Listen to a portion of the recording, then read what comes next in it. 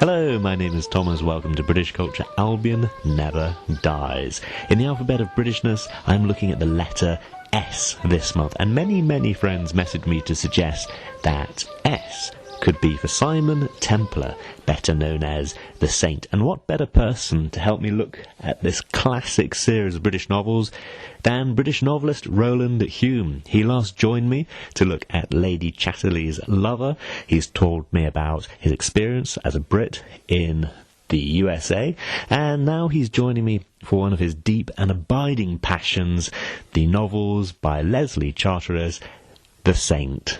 So, I hope you enjoy this episode. Okay, Roland Hume, thank you very much for joining me. Oh, it is an absolute pleasure. Always a pleasure speaking to you. I wanted to talk about a British book series, and I thought who better to talk about some classic British novels than a British novelist. Yes, and you very kindly indulged me by talking about the one intellectual property that I am more obsessive about than James Bond. Wow, okay. And it's something that it's on my backbone of things I've always meant to read, and I've never been known where exactly to start, because people would ask me about Ian Fleming, which Ian Fleming book to read first. And obviously you can start chronologically with Casino Royale. I shall say now, it's not my favorite, and it's not where I tell people to start, because it's where Fleming is learning how to write Bond. Like if you love the films and you want to read one of the books, it's not the logical place to start, I don't think. No. So that's why I look at these book series like The Saint, and I'm very curious where to start. Like what is the most The Saint book out of the Saint book series?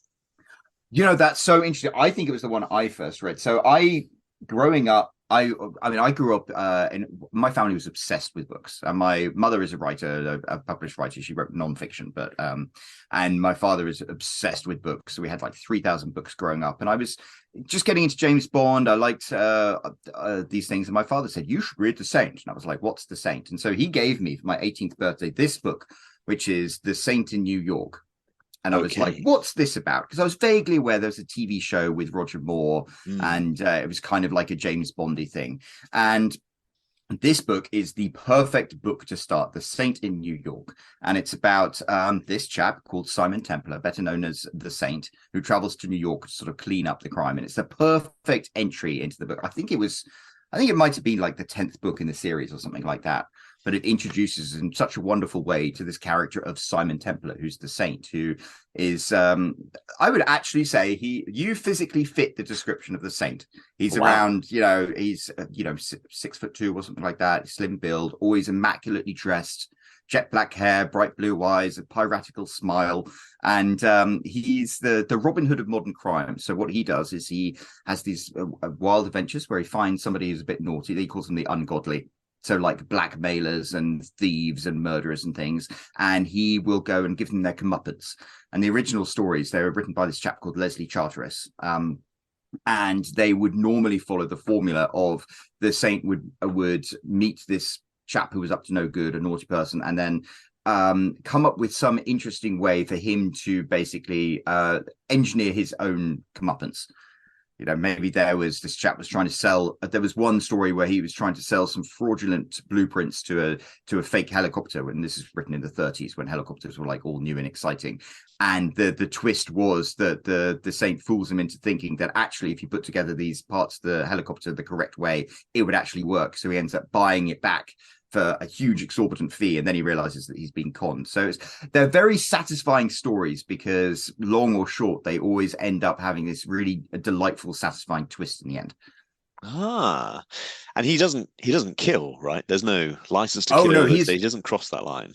Absolutely, actually, he does. Yes. So, he's a precursor to James Bond, but he's almost like James Bond on steroids. So you never quite understand his backstory. But he quite happily, if there's a chap he doesn't like who was up to no good, like somebody who killed somebody but got away with it or something, then he will absolutely straight up murder him. Oh, wow. And yes, and he always gets away with it. This is part of the thing. He has a cat and mouse game with the police. There's one particular police officer called Chief Inspector Claude Eustace Teal, who's always been trying to pin something on the Saint. And every time the Saint manages to wiggle out of it by coming up with some alibi or some excuse. And the early books, are much more sort of novel based, and there are some where he goes on the run, and eventually he gets a sort of a pardon at the end, but he can be quite tense. But he breaks the law. He's an absolute unrepentant lawbreaker, and he's kind of a cad, but at the same time he's wonderfully hyperbolic and charming. In the 30s, I guess there wasn't quite the James Bond hadn't been invented, so the Saint was this unique and vibrant character that people hadn't seen in the public consciousness, and they made a bunch of movies about him in the 30s, and then they made that wonderful series about him, but people hadn't seen a hero like this. And James Bond, I think, was definitely born from this. James Bond is a sort of more grounded version of the Saint, right down to, in the Saint books, he would throw his hat across the room and it would land on the hat rack, and they literally stole that for the James Bond movies. I was wondering from your description how much you think that relationship, was. It sounds like it was. Fleming took liberally. Absolutely. And I mean, the Saint was always immaculately dressed, and I think they even went down to some, he'd have Savile suits, and I think there was one time they even mentioned he had like Turnbull and Assa trousers or something like that. But it was the immaculately dressed, always handsome. The women would throw themselves at him. He always had tons of money. He drove this beautiful big car called the Hirondelle. These days, I think with our modern cynical impression, if you would read it unironically, then it would be a bit over the top. And you'd be like, oh yeah, sure, right, we like our heroes to be a bit wounded and grounded and stuff like that. But back in when it was originally written, they were just so vibrant and different. And then you read them now, and they are really, really enjoyable. Even now, they're written in a very poetic style. I think maybe the writing style is a little archaic, but once you get into the flow of it, they're beautiful, and they're really satisfying stories. I'm thinking for archaic style, I absolutely love Rudyard Kipling. And there is an archaic style. I read Fleming. This sounds like a good midpoint between the adventures of Kipling and the adventures of Ian Fleming. Absolutely. He's a very clever writer as well. So you read them and you enjoy the wordplay and stuff like that. Leslie Charteris is the chap who invented them. He's quite interesting because he was half Chinese and half British. And I think that it was quite a challenge for him to sort of go and live in Britain and be half Chinese and half British. And he was sort of from a good background. And I think he never quite felt like he fit into British society, which is kind of one of the things about the Saint, is he has that outsider's perspective. And I think just like James Bond, the outsider's perspective, that's why he appeals to me and might appeal to you.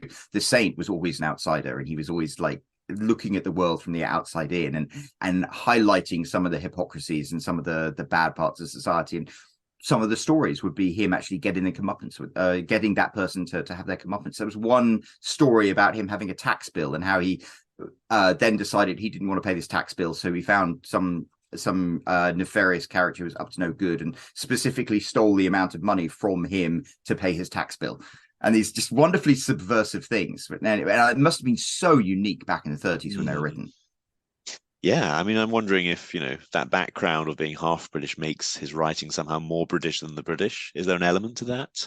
I think there is as well. And it was,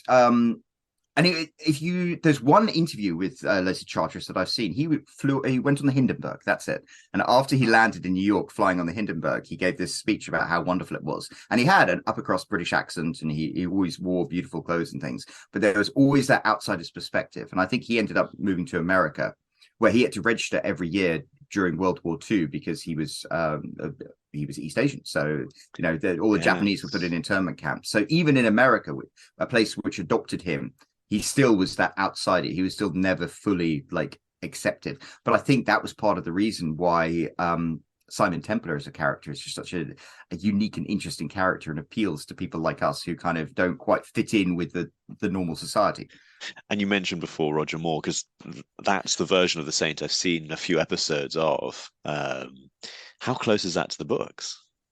I think the two are almost, you can't peel them apart. I mean, in some ways you'd think the Saint would, he had black hair and he would be taller and maybe a bit more swell. But I think Roger Moore is as much the Saint as you could possibly get. And the funny thing is, watching, especially Live and Let Die, he's almost Simon Templar. It's almost like Roger Moore as Simon Templar as James Bond, because the way he plays it in the TV show and the way he plays it in the movie are identical. I watched it. One of my favorite Bond films is The Man with the Golden Gun. And when I watched The Saint, I was like, this is all the bits of his performance that I like. Yes, I feel that's like one of my favorite Bond films as well, and it's exactly that. one of the things I really like about The Man with the Golden Gun is that Bond kills one person, the villain, the person he's actually sent to kill. He doesn't kind of blaze through vast numbers of henchmen or anything Yes. like that, which makes you wonder about rules of engagement and war crimes and so on. I mean, he does do his job. The villain is the one killing people. Bond is the one stopping him, which is why I wondered about the Saint, the rules of engagement for the Saint. Yeah, and I think that the Saint likes to play cat and mouse games, and you could almost the Man of the Golden Gun as a movie. That's almost the exact thing. He plays cat and mouse, and then they have the dinner table when he's sitting there chatting to Scaramanga, and Scaramanga admires him, and he has these wonderful lines, the byplay and the back and forth. That's very Saint-like. Mm.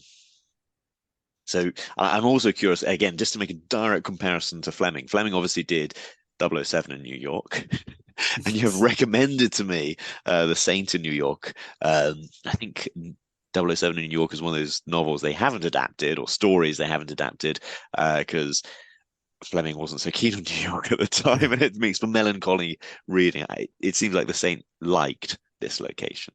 Yes, I think so. The Saint in New York is almost like a love letter to New York, and it was written in 1930, I think. So, but so you had he stays in the Waldorf Astoria, for example, which still exists now on Park Avenue, and I think the Empire State Building had just been built. So it's almost like a love letter to New York, and I think Charteris loved America because he spent a long time there. And yeah, they're completely separate, because the Saint in New York is a wonderful full-length novel with rich characters and a twist in the end, and wonderful action and adventure scenes and stuff. Whereas 007 in New York is almost feels like filler. Yeah, wonderful scrambled eggs recipe though. Yeah, which had to be included as an apology because he insulted New York so heavily. Actually, I shouldn't even call it a scrambled eggs recipe. It's more a butter recipe that includes eggs. Oh yes, I have tried it, and I just can't try it again. I'm not demonstrating for the podcast or the video just because it's so rich, and he uses Jersey butter, which is even richer. I'm like, and funny, he died of a heart attack at a young age. It's almost as if the two are related. We will never know. But I would definitely recommend, if you are going to start reading The Saint and you want to read a full-length Saint story, The Saint in New York is the perfect one. This, I think, if you wanted to get a good gauge of who Simon Templar was and what The Saint was, and you could only read one book, this is it. Which because they have, I have a ridiculous. I think I have like one of the world's biggest collections of Saint stories, which I didn't mean to do at all. But wow. The first book he ever wrote was this one called The Saint Meets the Tiger, and the author actually he took it off sale because he didn't like it. He wrote it, and it's an okay book, but then he said it didn't quite fit what he wanted to do, so he kind of like rebooted the character after the first book. And he did eventually re-release it, and that's where I got this copy from. But do you find it reads differently from the others? Yeah, it's more of a traditional story in which the character's kind of finding his feet, and then by the time you read the second and the subsequent books, it's like it's very. There's no introduction to the Saint. The Saint is just there. He's just this wonderful, tall, handsome man who has this. You don't really learn anything of his background. He's just there and reacts to the things that go on about him, which is kind of nice because every single book, and they wrote a ridiculous number of books. I think there were like 80 in the end. Okay. And it spanned from 1928 was the first one, and I think the final one was written in like 1986. But the Saint at all times is, in his 30s, in his prime. Okay. But the wonderful thing about the way he writes them is that actually works, because you almost don't have any callback to the previous books, especially later on in the series. Does he move time frame? Are there stories set in the 70s and 60s and 80s, or is it always all contemporary? Okay. Which is interesting, because absolutely to your point. So the bulk of them were written in sort of the 30s, and then during the war there are a couple that were released, and then sort of the 50s and 60s there are bulk more. But they were all written as contemporary books, and he even in the 60s he even had to say, this, when they reprinted them, like this book was written in the 30s, so certain things were different. Like you still had horse and carriage in London and stuff. Yeah. Oh, that's really interesting. So the stories can kind of update a bit like the James Bond character in the movies. He's always the same age pretty well. It's just the gadgets update. And I always say Tintin is a good equivalent to it, because the Tintin books span. Though the last Tintin book was written in the 70s, and he wore jeans and bell bottoms and stuff. But it's like he's still this young 20-something reporter, and it's the same for the Saint all the way through. Oh, okay. Oh, that is interesting. And I didn't realize there's such a vast number of Saint books. Yeah, it's so when they first started off, my favorite Saint novel is this one, which was written in 1930, called The Saint Closes the Case. And it was written in 1930. The impact of the World War One was very much fresh on people's minds, and also fascism was rising in Germany. And so he wrote a book about somebody who invents a doomsday machine, or this terrible machine that can kill people. It was a death cloud, because it was the 30s and science fiction was kind of that thing. So the Saint decides he's going to kill the chap who invented this weapon, and so it would never meet the battlefield. And that's what happens, which, when you think about it, that's almost like a villain's plot, isn't it? But he finds this person and he takes him off, and he tries to convince him not to release this weapon. And the man is a madman, and he's like, this is my gift to the world. And there's this nasty chap from some unspecified Eastern European country who wants to get the death ray for himself. And the Saint ends up killing this chap in cold blood, so his weapon will never be released. And then the next 4 books are him going on the chase. And but it's interesting because the book was written like so typical of its time, and it was really, really vivid, and it had a rich cast of characters. But as the books went on and it became more popular, they certainly became more like products. So the first few books, he actually had a team of friends, like this chap Hoppy Nates, and there was a chap called Norman Kent and his girlfriend Patricia Home. But as the books went on, it became just the Saint. And it almost started to adopt the format of the 60s TV show, where the Saint would arrive somewhere, have an adventure, and then disappear off. But the Saint would be the only recurring character. And the books became shorter. And eventually he started farming out the writing of the books. In fact, there was one published in 1978 called Send for the Saint. And this is the new edition, which I'm very proud of, because it has a foreword by me. Oh, wow.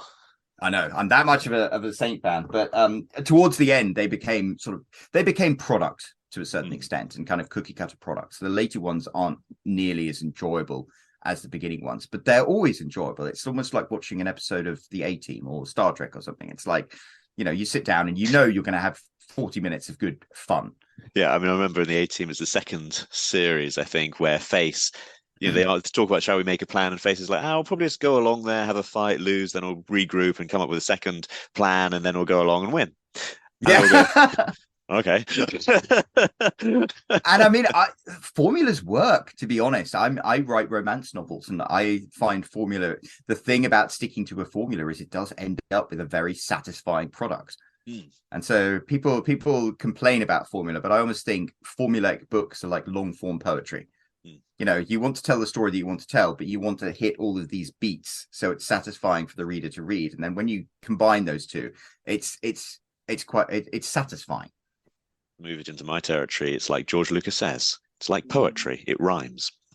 Yes, actually, I remember that. Yeah, and you have the same beats coming again and again. Yeah, Obi-Wan Kenobi walks into a bar, he cuts a hand off, his apprentice is there at Skywalker. Happens twice. Once with Anakin, once with Luke. Yep. And their different reactions speak so much to the different characters. It highlights how different they are. He's a great writer. I've got to say it. I've got to say it.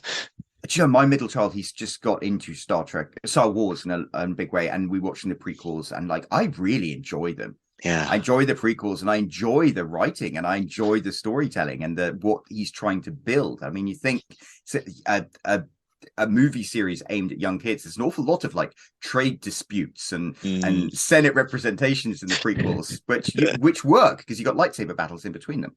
Yes, yeah. It's I'm obviously blown away by it. I have my collection of books right here. And then the wonderful thing about books at the moment, my 11-year-old, he's reading. They did publish this series of books when the prequels are released about Boba Fett as an 11-year-old, and he's devouring these books and reading them, and it's so fun because it gets you into stories and it gets you into characters. And so I think finding a character who really resonates with you can open up the world of books and storytelling. And for me, that was the Saint. I mean, I loved the Saint, absolutely. And at the end of every Saint book, they would have this little thing of the Saint symbol, and it says, join up to the Saint Club. And I had these books that were published in the 40s or 50s. And one day, when I was a teenager, I actually wrote a letter to the Saint Club, and I got a response. Oh. And it turned out there was a chap who lived in Romsey, which is just down the road from me when I was living in Hampshire, who is now the president of the Saint Club. And we got chatting, and he ended up reading the first ever book I ever wrote, which is called Adventure Ready. And he actually read it. And he said, it's pretty good. And you could do this better and you could do that better. And as a result of that, I was encouraged to write the next one. And then I wrote another one and another one. So in some ways, I would never have become a writer if it wasn't for the Saint. And if it wasn't that chap, he's called Ian Dickerson, and he's a wonderful chap. And he recently gave me, they were cleaning out the Leslie Charteris is passed away a few years ago, and his wife passed away even more recently. They were clearing out his stuff, and I got a big delivery of boxes of books that used to belong to Leslie Charteris and like have his signature in and stuff like that. So Gosh. I'm completely obsessed. Yeah, are these books that Charteris' original Charles that he collected? That he collected. These are books gifted to him that he had in his collection. So yeah, so these are the books that may have influenced him, just as his books influenced you. I know, and it's funny. One of the things I enjoy. You were just doing a lot of posts about the railway children and stuff like that. We think there are books that we got introduced to that influenced us so much. I mean, Ian Fleming, of course. When did you first read Ian Fleming?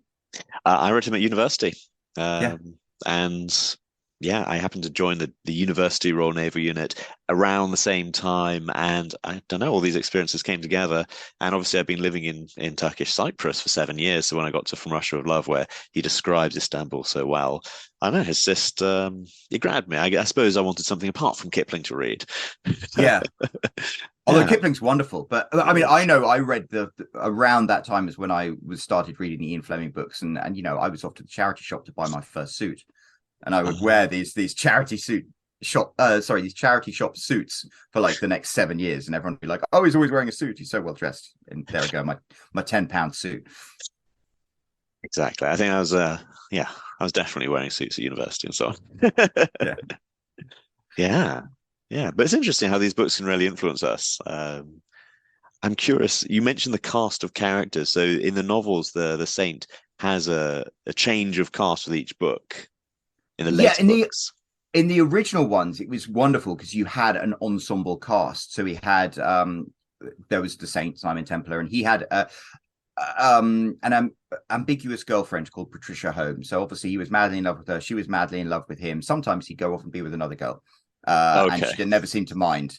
But, you know, they were paired together. And he had a friend called Norman Kent who was madly in love with Patricia. But, of course, he knew that Patricia's heart belonged to the Saint. So there was always that, like, little love triangle going on. And then he had other friends, Roger Conway and Peter Quentin. And when he had his adventures, they were much more of an ensemble thing. And his friends would, you know, if he... in this book in particular, the Saint was like, "Oh, this chap invented the death ray. Let's go and kill him." And his friends were like, "Whose car do we take?" And and there was a wonderful scene of sacrifice in the end. But there was just this friendship and this camaraderie. And there was one line that stuck with me where he talks about the best thing in life is comradeship and careless laughter. And I think that for me is what I get out of being part of like the Bond community.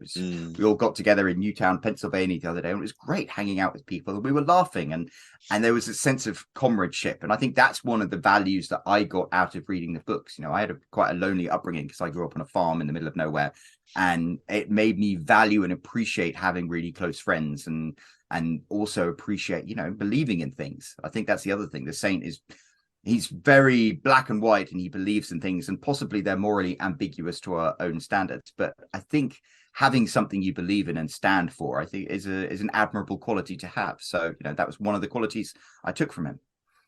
Thank you very much. That's the perfect place to leave the discussion about the Saint. The book you recommended to start with is The Saint in New York. And just one more thing, which is that, you know, we've mentioned how the Saint influenced your writing. Which of your books do you think is the most influenced by the Saint? Is there one of your books that you'd say is an ode to the Saint?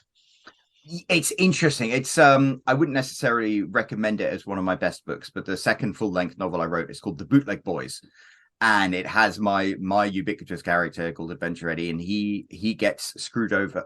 It's actually he gets screwed over by this chap who bootlegs stuff. So I don't know. This might be for a non-British crowd. This might be a little confusing. But in England, you used to get a big white van, and then you used to take the ferry to France and load it up with cigarettes and beer, and then bring it back because you would pay so much less for it in France than you would in the UK. And that's the booze cruise. The booze cruise, exactly. And so the my hero, Eddie Newbolt, who is nicknamed Adventure Eddie, and it's not nearly as hokey as it sounds because he's kind of a bit of a clueless chap, decided he was going to get some money from this chap by bootlegging all this stuff, and then this chap rips him off and steals it all. So he decides he's going to do the saintly thing and get his revenge and get his money back. And so the whole thing, the whole scheme of the bootleg boys is kind of like a heist movie, and things go wrong at the end. There are life or death consequences. But I think I was very much inspired by The Saint, because I had this, like, you know, if people do wrong, you want them to face justice. And I still, to this day, I still believe that. You know, you get nasty pieces of work who don't get their comeuppance, and you're like, one day I would like to give that person their comeuppance. And I think that's, and you get to do that in fiction, whereas you, unfortunately, you don't often get to do that in real life. I think that's a perfect place to leave it. Thank you very much for joining me to talk about The Saint. I feel I need to go and read 2 books now.